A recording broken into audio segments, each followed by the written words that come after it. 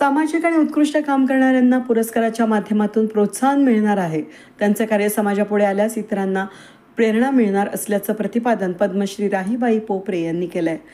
तर सदृदय पिढीसाठी मातीचा अभिमान बाळगा, माती वाचवा आणि चांगले विषमुक्त अन्न पिकवण्याचा संदेश त्यांनी दिला.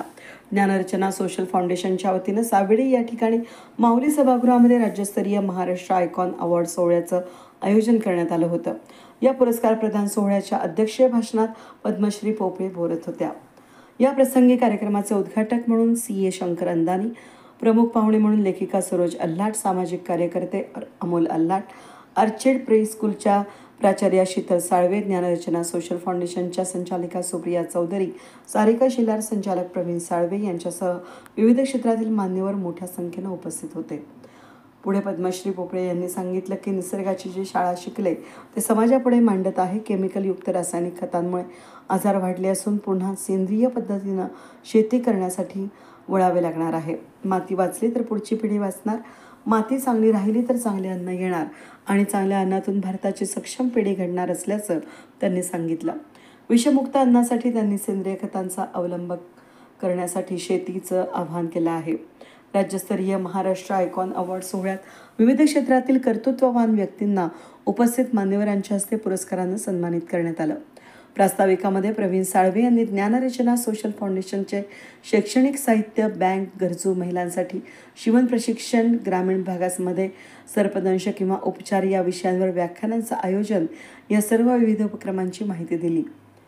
सामाजिक विविध क्षेत्रातील उत्कृष्ट काम करणाऱ्यांना प्रोत्साहन आणि प्रेरणा देण्यासाठी या पुरस्कार सोहळ्याचं आयोजन करण्यात आलं, अशी माहिती यावेळेस सांगितली.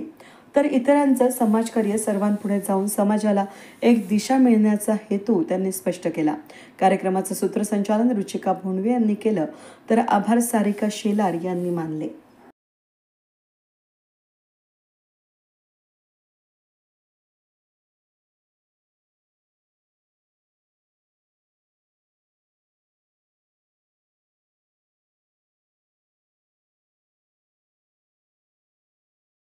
आले, शेतात हायब्रिड बेणं आलं, केमिकल खतं आले, औषध आले, तेव्हापासून माझ्या पण घरात आजार सुरू झाले, आजूबाजूला आजार सुरू झाले. मला एक दिवस पाठीची बाळ होता आणि 20 किलोमीटर दवाखान्यात जावं लागत होतं. पाठीची बाळ घेऊन मी दवाखान्यात चालले होते. माझ्या डोक्यात विचार आला, आपला परवाच एवढा कठीण होता तरी आजार नव्हते आणि आता घरामध्ये चांगल्या सुविधा झाल्यात आणि आजार येतात कुठून. मध्ये सगळी फिरले आणि एका आंब्याच्या झाडाखाली बांधव बसले. तिथं मी विचार केला, आपल्या शेतीमध्ये आपण पहिलं कोणतं बी पेरत होतो, आता कोणतं पेरतोय. आपल्या शेतीला पहिले शेणखत सोडून खत औषधं नव्हती. आता किती प्रकारचे खत देतोय, किती प्रकारचे औषधे देतोय. हा मी बांधव बसून विचार केला आणि त्याच बांधव माझ्या लक्षात आला की केमिकलमुळं हायब्रिड खाण्यामुळं घरात आजार सुरू झाले. मग मी माझ्या घरातलं बंद करायला लागलो. पण मी थोडक्यात सांगते, महिला विरुद्ध मला घरातून झाला, खूप मोठा विरोध झाला. मला वाईट बोलायला लागले. मग मी 8 दिवस गप्प बसले. माझा एक नातू आजारी झाला, तो पार अकोला, संगमनेर, नाशिक फिरून मुंबईला नेला आणि पण 1.5 महिना दवाखान्यात राहिले तर 1.5 लाख रुपये लागले. हा परिणाम माझ्या स्वतःच्या घरात घडला आणि मला पिकाची शेती गहाण ठेवायला लागली. आवताचे बैल विकल्या गेले, दुधाच्या म्हशी विकल्या गेल्या त्या पैशांसाठी. तिथून पुढे माझं कुटुंब मी सांगेल तसं ऐकायला लागलं. मग मी सगळं सेंद्रिय पद्धतीचं सांगायचे. मी बचत गटांना सांगायला गेले का बचत गट मला वाईटच बोलायचे, नातेवाईकही वाईटच बोलायचे. पण माझं काम मी सुरू ठेवलं आणि बाईक संस्था तिथे बचत गटांबरोबर काम करायला आली. मी फक्त बिल आवाज शेतात चालले होते, तेवढं त्यांनी बघितलं. मावशी कुठं चालत, ते आले. मी डोक्यावरची टोकरी खाली उतरून ठेवली. म्हणजे पाऊस पडलाय, चालेल शेतात गेला. ते म्हणे एवढे तुमच्या टोकरीमध्ये गथू देत, मग याचे नावं सांगता का. म्हणलं एवढे कुठं तुम्हाला नावं सांगू. मग त्यांनी मला विचारलं, हे कोणत्या बाजारातून आले. म्हणजे बाजारातून नाही सर, पारंपरिक घरचं देणे आणि हे गावठी आहे सगळं. ते मला म्हणतात, लोक नवीन आणतात, नवीन करतात, तुम्ही का गावठी ठेवलं. आता हा अनुभव इथं बोलले, हा त्यांना सांगितला. ते गेले. 3ऱ्या दिवशी मला ना माहिती आले. परत त्यामध्ये राखेतून बी चाळीत होते, मातीच्या मटक्यामध्ये राखेमध्ये बी चाळीत होते पेरायला. हे काय करतात म्हणजे हे बी आहे ना, हे खाण्यासाठी मातीच्या मटक्यामध्ये 10 ते 20 वर्ष जशी तसं राहतं. पण पेरणीसाठी आपल्याला 3 वर्षे हे चालतं. मग त्यांनी काय केलं, सगळे शॅम्पल आथरले, सगळे शॅम्पल बाहेर काढले. मला थोडं विशेष वाटलं का या लोकांना मी सहज नसते बोलले, ते बरं झालं असतं. मग त्यांनी सगळे शॅम्पल काढले. त्यांना 125 वाण माझ्या एकाच घरामध्ये भेटला. शेजारी घर नव्हतं. आणि मग त्याचे नावं विचारले, त्याचे वैशिष्ट्य विचारले. मी म्हणा माझं सगळं गावठी देशी ते नव्हते म्हणत. त्यांनी सगळे वाणतापाचे आणले. आता ते जुनं ते सोनं खणखणीत नाणं होतं ते सगळं देशी निघालं. आणि त्या संस्थेने मला मदत देऊन आज जगासमोर एवढं काम केले. प्रवास या ठिकाणी मी एक्सप्लेन करणार आहे. बऱ्याचशा पालकांना स्पर्श सेवाभावी संस्था ऑर्चिड प्री स्कूल याविषयी बऱ्यापैकी गोष्टी माहीत आहे. एक छोटासा प्रयत्न आहे या इंट्रोडक्शनच्या माध्यमातून की ऑर्चिड प्री स्कूल स्पर्श सेवाभावी संस्था आणि ज्ञानरत्न सोशल फाउंडेशन कोणकोणत्या क्षेत्रामध्ये कार्यरत आहे हे आपल्यासमोर मांडण्याचा मी एक छोटासा प्रयत्न करत आहे. आपण अगदी बारकाईनं माध्यमातून आपल्याला याची कल्पना आलेलीच असेल की स्पर्श सेवाभावी संस्था म्हणजे काय. स्पर्श सेवाभावी संस्था सामाजिक आणि शैक्षणिक क्षेत्रामध्ये कार्यरत आहे. या संस्थेची स्थापना 2016 साली करण्यात आली.